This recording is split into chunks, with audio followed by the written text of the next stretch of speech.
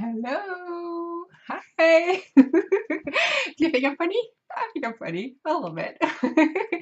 So here I am back for part three of this part four-part series on how to get unstuck on your gut healing journey. So I'm so happy to be here again today this week to tell you about one of my other best tips, which are, as you know, a bit unconventional and not the one that we usually read about when we do a Google search to find like the five best steps to heal your gut, which is usually, a very small part of the answer.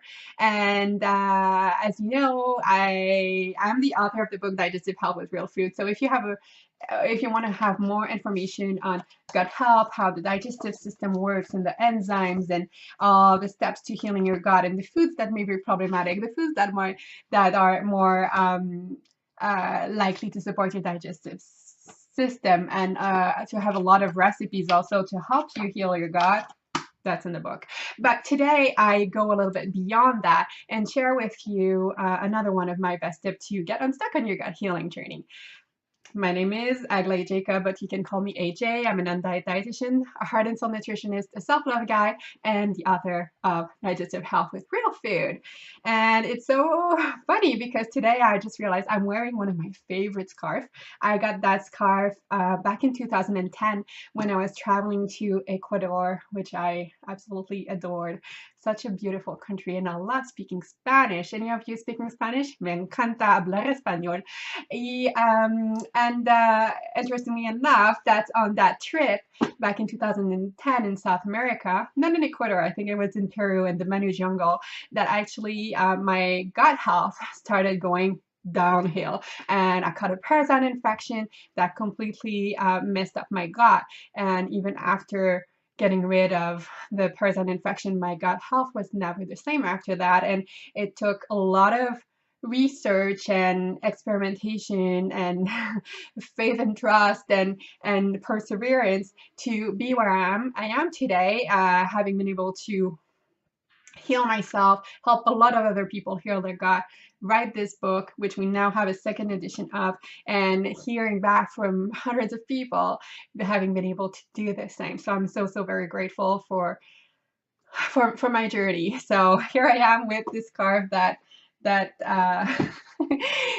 is a very good souvenir to say that, sometimes we get some part of our journeys may be harder. They may not be what we want them to be. We wish that things were different, but on the other side, things, there might be things that we need to learn from that experience, and then become stronger and more resilient, and a better human being on the other side. So I have complete trust that even though it sucks that you're suffering for digestive problems right now, and I'm really sorry, I wish you didn't have to, I trust that there's something for you to learn here, and that you can come out of it stronger, more resilient, and feeling so much better for living your life to the fullest. So here today, I'm going to share with you my third tip to help you get unstuck on your gut healing journey. If you feel like you've tried everything and anything,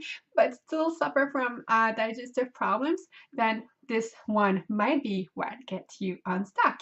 So now today I want to tell you about a detox that is very helpful. It's, we hear about all of these cleanses, and usually I'm not a big supporter of the cleanses and detox. I think that, many of them are not good, but there is one kind of detox and cleanse that I highly recommend that you do, and this is my tip for today. And it is a detox of your negative thoughts. Yeah, no, none of these crazy BS detox and cleanse with all of these supplements and crazy juice fast and all of that. I don't believe in that, but I do believe in detoxing and cleansing our mind from our negative thoughts, which can be just so harmful for our whole body. They can be really toxic and can make you feel stuck and stay stuck on your gut health journey. So a lot of the time when I work with people suffering from chronic digestive issues, whether it's bloating, constipation, diarrhea, cramping, discomfort, abdominal pain, and reflux, and all of these things that you're probably very familiar with if you're listening to this, when I ask them, what do you want? What is your goal? And for most of them, they would answer like, I don't want to have bloating anymore. I want to be, I don't want to be constipated. I don't want to have diarrhea. I don't want to have pain. I don't want to, we tend to focus on what we don't want, and doing so keep us, it's like, what do you think when I ask you not to think about the elephant, an elephant with pink dots?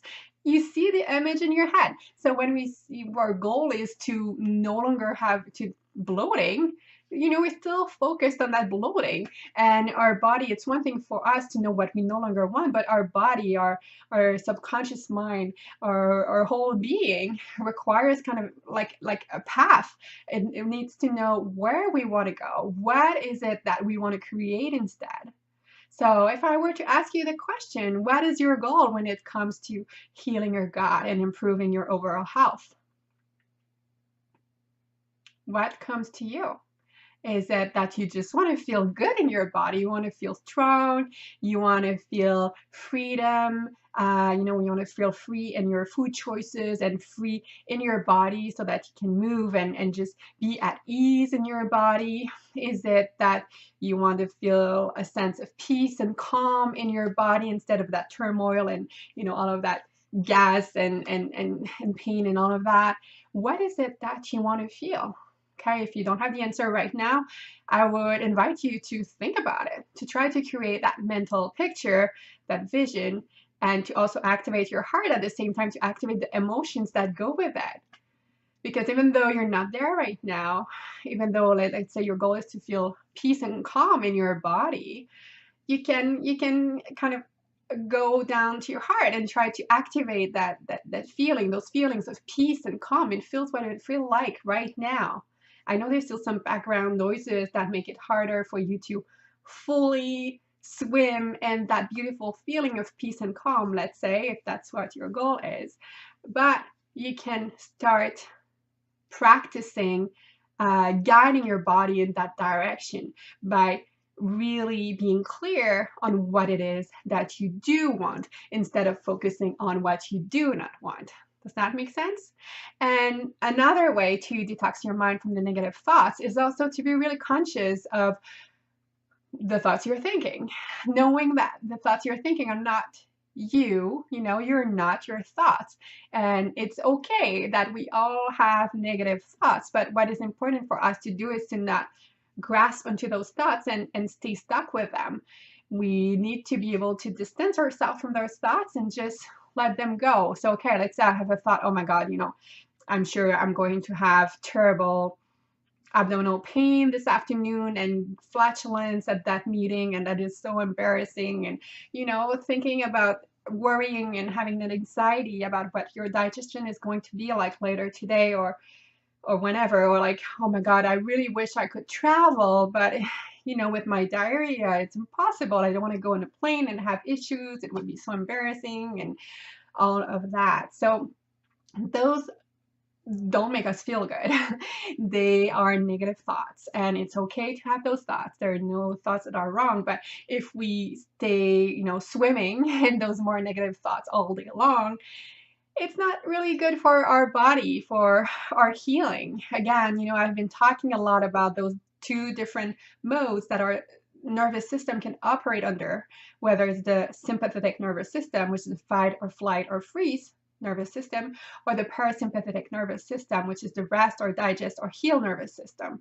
So what kind of, which of these two nervous systems do you think gets activated when we think those negative thoughts of fear and concerns and worries and what we no longer want? Yes, was it on that side? I can't remember. Yeah, I think I did it. The sympathetic nervous system, the rest or the fight or flight or freeze, which makes it even harder for your body to properly digest and absorb and heal. So it's impossible to erase all of your negative thoughts. That's not what I'm asking you to do, but just try to be more mindful of when these thoughts show up. distance yourself a little bit from it instead of holding on to what those thoughts are saying and making a whole story about it. Just try to notice when you have those negative emotions, negative thoughts coming up, and try to replace that with something more positive. Like, let's say, this afternoon is going to be terrible. You can think about, okay, this afternoon, if, I'll do my best to feel good. I'll nourish myself with the best food that help me feel good. I will, if I don't feel good at the meeting, uh, yeah, I'll go out and take some time for myself in the bathroom or whatever, or maybe, I'll just do some deep breathing, or maybe you can just think, I know my body is the best that it can right now. This is what it is.